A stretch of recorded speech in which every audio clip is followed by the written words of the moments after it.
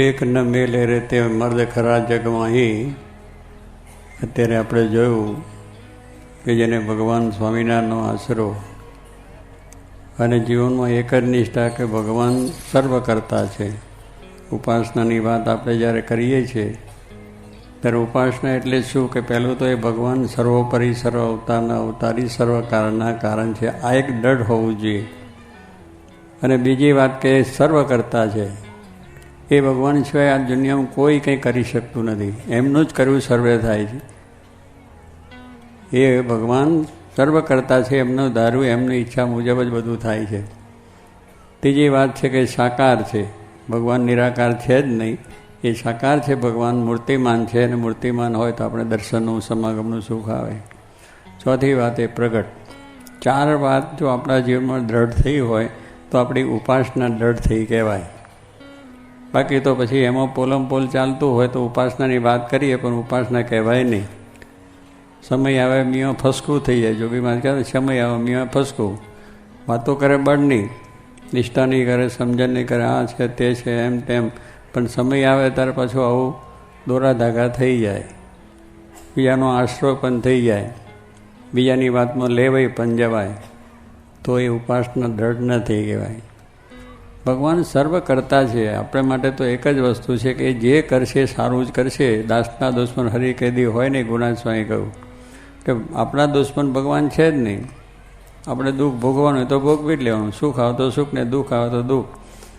ભગવાન કરતા છે, આપણા માટે દુઃખ મૂકશે તો પણ કલ્યાણની વાત છે, સુખ આપે તો કલ્યાણની વાત છે. મોદા કરે, હાજા કરે કે પછી ગમે તે દુઃખ, આપણા મુશ્કેલીઓ, સંસારી, વ્યવહારિક, ધંધાકીય, નોકરી, સરકારી, દરબારી, બીજું ત્રીજું બધું આવવું છે. તે જ વખતે પણ આપણે આવી દ્રઢતા રાખવી જોઈએ. દાદા ખાચરને પ્રદો એ બધાની ઘણા આખ્યાનો છે બધા કે એવા પ્રસંગોમાં પણ દ્રઢતા ન થડી કે સ્વામિનારાયણ ભગવાન નથી. શ્રીજી મહારાજે પોતે દાદા ખાચરને કહ્યું, દાદા ખાચર મારે લઈને તને દુઃખ આવે છે. આ તારો કાકા મંડ્યા છે રાત દિવસ કે હું અહીંયા છું એટલે એમ છે કે આ બધો તારો ગ્રાસ હું પડાવી લેવાનો છું, તારો ગ્રાસ હું લઈ લેવાનો છું, એવી એમની બ્રહ્મણા છે. એટલે તને દુઃખ આપે છે કે કોઈ હિસાબે અહીંથી આ સ્વામિનારાયણને કાઢે તો સારું. એટલે તું મને કહે ને હું જઉં અને તું સુખી થા. કારણ કે આ તો બધે તારું અવરું બોલ્યું છે. સમાજમાં, કુટુંબમાં, પરિવારમાં, સરકારમાં, દરબારમાં, ગમે ત્યાં એ દાદાની વાંકું બોલ્યા જ કરે, દુઃખ આવ્યા જ કરે, વિઘ્નો કર્યા જ કરે, અરજીઓ કર્યા કરે, સરકારી દરબારી બધા કેસ આવ્યા જ કરે. દાદા ખાચર શું કહે છે, મહારાજ એ બધા દુઃખ જેટલા છે એનાથી પણ વધારે મને દુઃખ આવે એ બધા હું સહન કરીશ, પણ તમારો વિયોગ, તમારો જે મને દર્શન દરરોજ થાય છે એ દર્શન મને ન થાય તો એના જેવું મને કોઈ દુઃખ નથી. માટે મારે તો તમને દર્શન જ જોઈએ. તમે અહીંયા રહો, અમને દર્શન, સમાગમ, કથા, વાર્તા અને આવી રીતે અમને સુખ આપો, એ જ આવરી નિષ્ઠા કહેવાય. આ મહિમા સમજાય કહેવાય, સર્વોપરી કરતાં બધું સમજાય કહેવાય.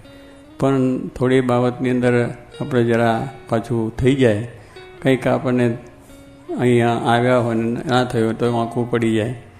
વાંકું શું પડે છે, સમાજમાં રહીએ છીએ તો આપણે કેટલું દુઃખ, લોકોના બધી અપમાનો સહન કરવા પડે. નોકરી કરતા હોય તોય પણ ઉપરના માણસો, અમલદારો, શેઠિયાઓ કર્યા કરતા હોય. ઘર જ છે પૈસાની, નોકરીની, તો આપણે સહન કરીએ છીએ અને આપણને એ રીતે બધું ભોગવવું પણ પડે છે. તો પછી એક સત્સંગમાં આવીને થોડુંક કદાચ આવું કોઈ બોલી ગયા, કહી ગયા, વળી ગયા એટલે સત્સંગ કંઈ મૂકી દેવાનું. ભગવાન સ્વામિનારાયણ છે, મનમાં જરાય દુઃખના અભાવ ના થવો, અરુચિ ના થવો, સત્સંગ મુકાય પણ નહીં. એટલે આવા ઘણા બધા પ્રસંગોની અંદર આપણું મન લગી જાય છે, એ હકીકત છે. પણ આ ઉપાસનાની વાત બહુ મોટી વસ્તુ છે. આપણે ઉપાસના શબ્દ કહીએ છીએ, પણ આ ચાર વાતની જો દ્રઢતા ખરેખર હોય એ માણસ ગમે ત્યાં એને કોઈ વાંધો ના આવે. અને એવા ભક્ત થયા છે. શિર સાટાની વાતો છે, દાદા ખાચરની વાત કરી બધાની છે. તો કહેવાનું શું છે કે એવા પ્રસંગો બન્યા છે એમના જીવનની અંદર. મહારાજે પણ કહ્યું કે થોડો કોઈ પરચો દેનાર હોય ને તોય મન ફરી જાય. હમણાં કોઈ પણ આવીને કે ભાઈ આજે છે તમારે જરા આટલું બધું આ મૂકી દો ને કરો તો કરો, તો એક પરચાની અંદર લેવાઈ જાય કે સ્વામિનારાયણ ભગવાનના તો દર્શન કર્યા, સમાગમ કર્યા, જોગી મહારાજના ખૂબ થાપા ખાધા, ખૂબ સારી રીતે સમાગમ કર્યો, સેવાઓ કરી, બીજું ત્રીજું કર્યું, પણ કોઈ દાડો પ્રત્યક્ષ આવીને દર્શન તો દીધા જ નથી. આવું પણ મનમાં થઈ જાય, ભાઈ દરરોજ પ્રત્યક્ષ દર્શન દે છે.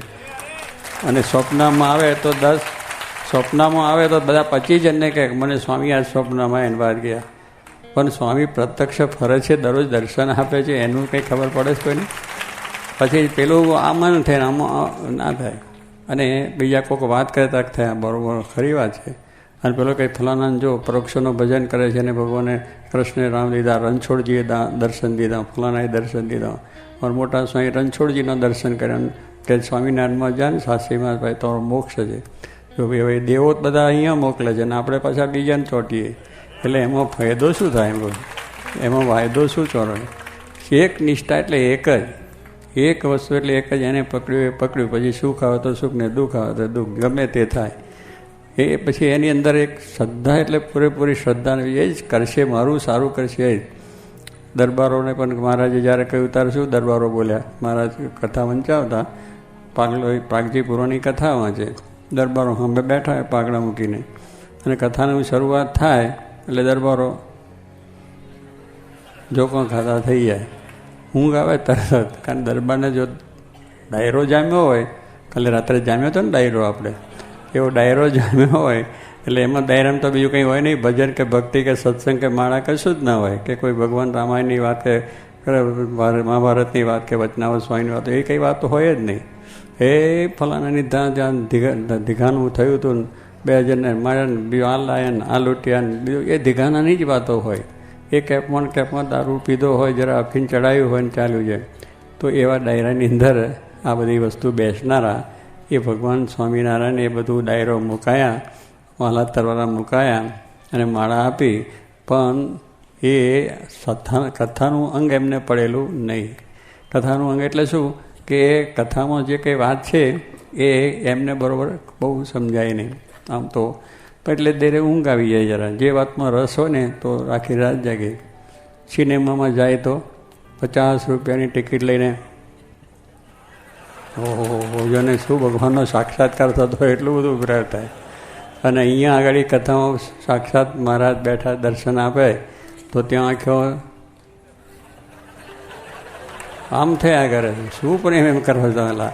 કંઈક મહિમા સમજો. આવી એક નહીં જેવી વસ્તુ, દુનિયાની વસ્તુનો જ્યારે મોહ ને આસક્તિને એની અંદર જો આપણું બરાબર સ્વસ્થ રહેતા હોય તો આ તો આપણો મોક્ષ કરનાર છે. પહેલાં કોઈ મોક્ષ કરનાર નથી, કલ્યાણ કરતા નથી.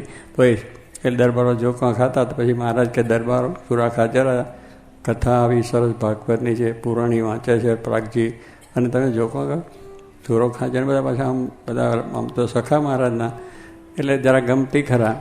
મહારાજ કે અમને ઊંઘ આવે જ નહીં, તમે શું વાત કરો છો? અરે હું જોઉં છું ને મારે કંઈ ઊંઘ આવે? મહારાજ આવે જ નહીં. અમે કોઈ દાડો આવું છે ને આવા કથામાં બેઠા કે અમને ઊંઘ તો આવે છે? આવે નહીં, પણ તમે જોખો આમ નીચે અમે નવી આવો. મહારાજ એ વાત બરાબર તમે કહો છો એ, પણ આ અમારો વિષય નહીં, આ અમારું અંગ પણ નહીં. કથામાં બેસીને કથા સાંભળવી વ્યવસ્થિત રીતે, કારણ કે અમારે તો આગળના અમારા જો તમે અમારું જીવન જુઓ તો ધીંગાણાની જ વાત હોય. ધીંગાણામાં અમને રસ છે, આખી રાત જાગીએ, આખી રાત વાત કરીએ. આપણે આ સિનેમા અને બધા જલસા ચાલતા હોય, દારૂની પાર્ટીઓ ચાલતી હોય, આખી રાત જાય કે ના જાય? જાય છે. નવરાત્રિની અંદર જુઓ તમારે ધામધૂમ વગર તેડે નોતરે ત્યાં જઈને બેસી જાય બધા.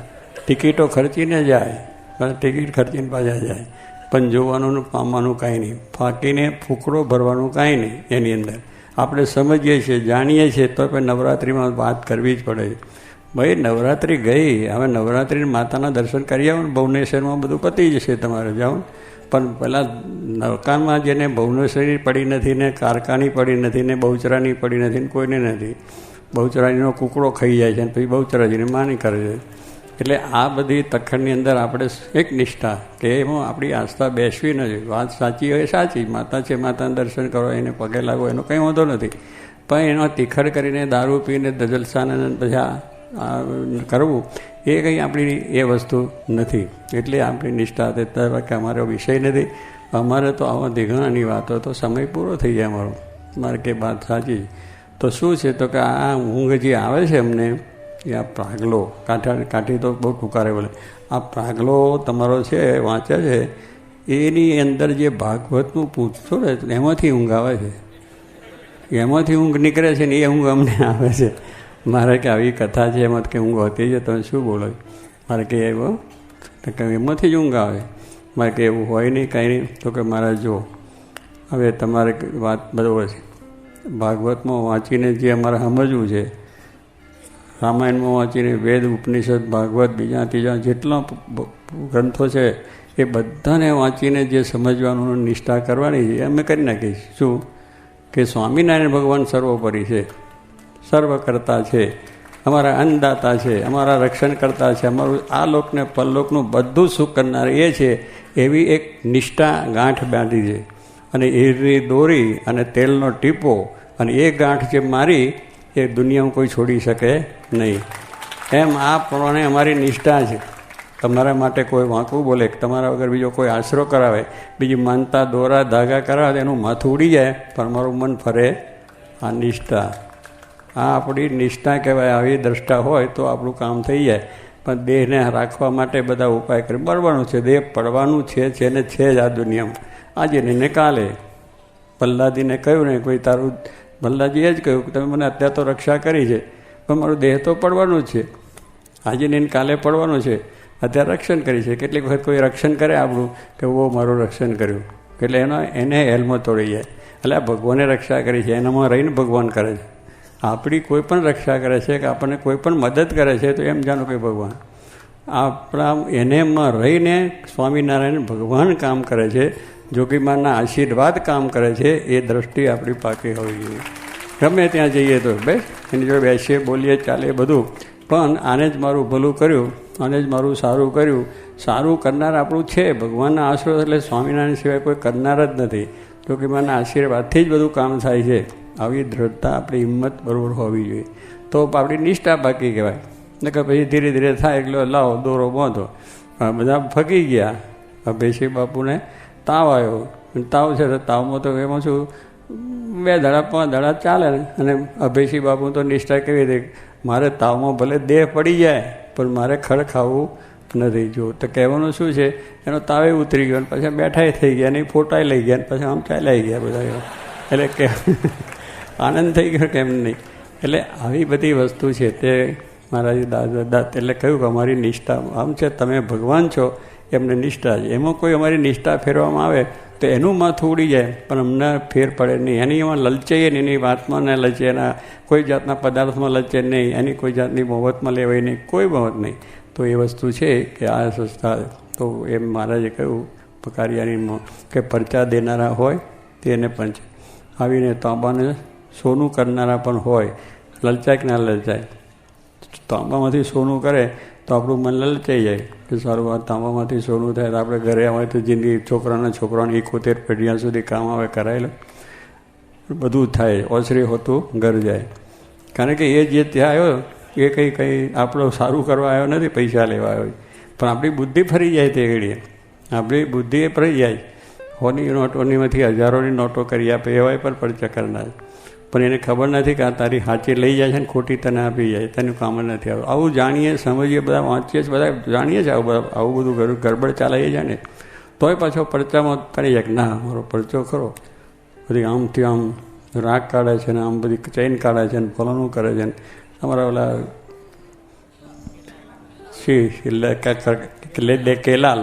કેલાલ કે આવું બધું મને કરતાં આવડે છે, હું કરી બતાવું. હું અમે સાથે જ રહેલા હતા ને એક ગુરુ ચેલા છે. એટલે કહેવાનું શું છે કે આમ આપણે વસ્તુની અંદર લેલાવવું નહીં, કે એનાથી આપણે બહુ એ નથી, એનાથી મોક્ષ નથી એટલું સમજો. દુનિયાની પદાર્થ આપશે, બૈરા આપશે, છોકરા આપશે, પૈસા આપશે, દીકરા અને બધી ઘણી જાતની સમૃદ્ધિ આપશે, એનાથી મોક્ષ નથી એટલું સમજો તો મન નહીં લલચાય. પણ એને મેશે ના એનાથી મારું સુખી થઈ જશે, એનાથી મારો વ્યવહાર ચાલશે ને ફલાણું ચાલશે. વ્યવહાર તો ભગવાન ચલાવનાર છે, આપણું જે કંઈ કાર્ય છે ભગવાન કરનાર છે. આવી આપણી એક વસ્તુ દૃઢ હોય તો વાંધો ના. મારે કારિયાણીના મોચો ખાતરની વાત કરી. કારિયાણીના મોચો ખાતર એ પરોક્ષના ભક્ત હતા, માર્ગીના પંથમાં હતા.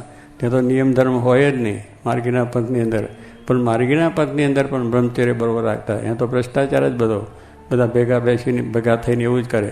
પણ એ માર્ગીના પંથમાં હોવા છતાં પણ પોતાનું બ્રહ્મચર્ય શ્રદ્ધ ને ભગવાનમાં વિશે શ્રદ્ધા અને ભગવાનની કથા બધું સાંભળે એવા ભક્ત ખરેખર પાકા હતા. ભગવાનમાં જ સર્વ આસ્થા રાખનારા એક માણસ આવ્યો અને બાપુ સદાવ્રત હતા, એટલે તમાચો ખાચર સદાવ્રત આપતા માણસોને 12 મહિના. એટલે કે સદાવ્રતી છે ને એને પૈસાની જરૂર પડે એટલે એમ લાલચ આપવા માટે આવ્યો ને કે બાપુ આ તાંબામાંથી સોનું કરી દઉં અને તમારે આ સદાવ્રતનું કામ છે એટલે તમારે કોઈ દર ખોટ આવે નહીં, ખામી ના આવે, એટલે કે તાંબામાંથી સોનું કરું. એટલે આમ તાંબામાંથી સોનું બધી વાતચીત કરી. પેલા સુરા ખાચર શું, અરે મોચા ખાચર શું કહે છે કે લલચાય કે ના લલચાય, કે સારું આવ્યા છે તો આપણે બધી આપણું મકાન ખોરડા જરા બંગલા હોડાના થઈ જાય, આપણું જમીનવાર જે આપણું બધા હથિયારો વાસણ કુસણ બધું સોનાનું થઈ જાય, કરવા દે. જો એ બધો લાલચ લાગે કે ના, એને કહ્યું જો આ તું અહીંયા તો આજે અહીંયા આવીને બેઠો છે દરબારમાં, પણ હવે તું આ ગામની બહાર નીકળી જા. આ ગામમાં ફરી આવીશ નહીં ને કે તારું બરાબર હરખું થઈ જશે. તારા મારે તાંબાનું કરેલી હોનું મારે જોતું નથી, અને જો તન તાંબામાંથી હોનું કરવાની જો તારી પાસે જે એ છે એ કળા, એ કળા તું ઘરે બેઠા બેઠા કરીને બોલાવી, ત્યાં તાંબાનું હોનું કરીને તું જ કરોડપતિ થાય ને પછી અમારી પાસે કરોડપતિ કોણ બનેગા. આપણે દોડાદોડ કરીએ છીએ કરોડપતિ કરવા જાય, ત્યાં કરોડપતિ કોણ બનવાના છે? એ કરોડપતિ થવા સારું તો આ પ્રયત્ન કરે, રખડે જ બિચારો કળાવતી કરીને. પૈસા કમાવાની આ બધી યુક્તિઓ છે, પણ આપણે ફસાઈ ગયા કે આમાંથી પૈસા મળી જશે. પૈસા ભગવાન આપવાના છે, ભગવાન પાસેથી જ બધું મળવાનું છે. અને નહીં તમે તમારા નસીબમાં નહીં હોય તો તમે લાખો ઉપાય કરો તો નહીં મળશે, એ પણ સમજી રાખો. આપનારી છે, છોકરા સારું દોડવાની જરૂર નથી. ભગવાનની ઈચ્છા હોય તો થાય, ના થાય તો મારાને ઈચ્છા. આપણે બધું છે જ, બધા છોકરા આપણા છે માની લેવા. અમારા બહુભાઈ કોઠારી હતા, એમને કોઈ દીકરો બીકરો કંઈ નહોતો, મોટી અવસ્થાને બધું. બધા પૂછે કે બહુભાઈ તમારા, કે મારે 2 દીકરા છે. એ કંઈ નહીં દીકરો, પણ 2 ક્યાં છે? અમેરિકા કમાય છે. અમેરિકા કમાવા માટે ગયા. તો કેમ? તો કે ત્યાં કમાય છે છોકરા, હું અહીં રાજી છું, બીજું શું છે? આપણા છોકરાઓ અમેરિકા જઈને કમાય છે કે નહીં? છે આપણી જોડે. પણ આપણે કેવું મનાય છે કે મારા દીકરા, બસ એટલું જ. છોકરો આવીને કંઈ સેવા કરે નહીં, તમને કોઈ ધારો ખબર પૂછે નહીં, તમારી કોઈ અંતર થાય નહીં, એટલે એવું જ માનવાનું છે ને એ છોકરા આપણા રહ્યા છે જ નહીં. આપણા છે છતાં નથી. આજે આવી રીતે જો રહે સુખ્યા રહેવાય કે ના રહે? બધા છોકરા મારા જ છે કે ચાલો બધું જ મારું. ડૉક્ટર સ્વામી કહે છે કે આપણે મોટર રાખવાની નહીં, પૈસા ખર્ચવા નહીં, પેટ્રોલ નાખવું નહીં, ડ્રાઈવર રાખવો નહીં, રિપેરિંગ કરવું નહીં, કંઈ નહીં. આ બધી મોટરો ચાલે આપણી. જેમાં જે મોટરમાં બેસવું હોય બેસવું, જરાય ઉજાગરો નહીં, બેઠા ને ઉતરી ગયા. બધી પંચાયત કરે પંડ્યા જેવા બધા, જેની મોટરો હોય બધા. આપણીની મોટરમાં બેસી લેવા. બંગલા છે આટલા સરસ છે એ જોઈ લેવાનું. ડૉક્ટરને કે બંગલા આપણા છે કે નહીં? માન્યતા જ કરવાની છે. આ બંગલો છે એ નથી રહેવાનું, મકાન છે ઝૂંપડું છે એ નથી રહેવાનું, એ આપણું માન્યું છે તોય નથી રહેવાનું, પણ રહીએ છીએ એટલે છે કે મારું છે. તો પછી આ બધું જ આપણું છે. જ્યારે જરૂર તાર ત્યાં જઈને બેસો, ત્યાં જઈને જરા બેસી આવો, માલી આવો, બગીચો મોટો છે એમાં જઈને બેહો. પણ કહેવાનું શું છે કે બધું જ આપણું છે, માટે એ સુખ લઈ લઈએ તો વાંધો ના આવે. પણ એને જો બધું આ કરવા જઈએ એનાથી ઉપાધિ થાય છે. તો એ વસ્તુ આપણે છે કે મહારાજ સર્વ કરતા છે, એ સુખ એના થકી છે, એ સુખ આપવાના છે. એવી દ્રઢ નિષ્ઠા એ બરાબર આપણી હોવી જોઈએ. સર્વોપરી સર્વતાના અવતારી છે, બીજે ક્યાંય માથું નમે નહીં. તો એવી વસ્તુની અંદર આપણે સમજવાનું છે કે આપણી નિષ્ઠા સમજણ શું કહેવાય. આટલી બધી વાતોથી તો આવ્યું આજે બળ ભગવાન સર્વને આપે નિષ્ઠાનું, સમજણનું. આ તો એક દાખલો આપણે જોયો છે, પણ એ બધાએ કરવાનો છે. બધાએ છે. આ મરણ્ય ઉપાય છે. આ મરણ્ય ઉપાયો કહેવાય કે જે વખતે જીવ જતો હોય તે ગમે એટલા માણસો કહે તો જીવવાની આશા કોઈથી મુકાતી નથી. આ દુનિયાની આસક્તિ મુકાતી નથી, પૈસાની, બૈરાણી, છોકરાની, બીજું ત્રીજું, એમ જીવવાની પણ એક મોટી આસક્તિ છે કે હું વધારે જીવો તો સારું. એટલે જેટલા આવે એટલા બધા ભૂવા આવે, બધા ગુરુ કરી નાખે. જેટલા આવે એની માનતાઓ કરે, પથ્થર એટલા દેવ કરે, દીકરા સારું કરે, પૈસા સારું કરે. કોઈ સારું પૈસો ખર્ચવાનો નથી, કોઈની માળા બીજી બધાને પગે લાગવાનું, નમસ્કાર કરવાના, અને એ એમની રીતે એમનું જે થતું હોય બરાબર છે, એમાં આપણે કંઈ વાંધો નથી, અડચણ નથી, એની ટીકા ટિપ્પણ નથી. પણ આપણે સ્વામિનારાયણ વિશેની ભક્તિ છે એ દ્રઢ અને પાકી રહેવી જોઈએ કે જેથી કરીને આપણો પ્રેમનો રાજીપો છે ને વિશેષ રાજીપો થાય એવું બળ સર્વને